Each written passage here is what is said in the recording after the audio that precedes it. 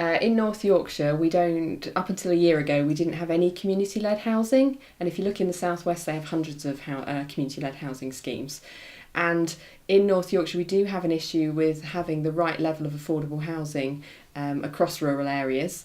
And community-led housing is one of the solutions to improving the levels of community-led housing.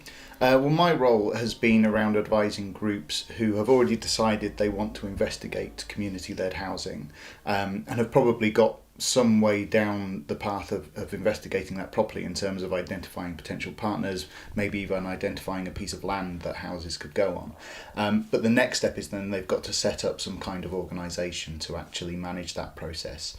So my role is to help them decide what that organisation should look like, what kind of organisation it should be, what its governance structures should be, and so on. Community-led housing is about the community deciding where houses are built, owning those houses in perpetuity, so they will, once they've paid off the mortgages on the properties, they will then take the rent income into their own community, which might pay for local social care or other services.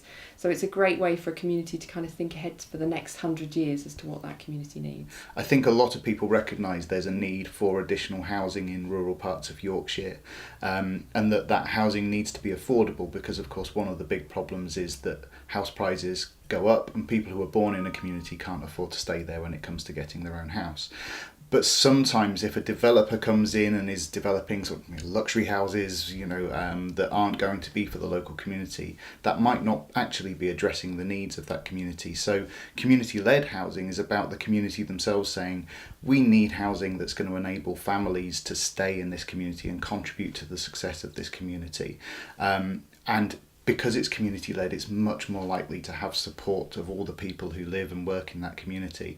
And that's a really important thing for us to get across to people, that this is a good way of doing that.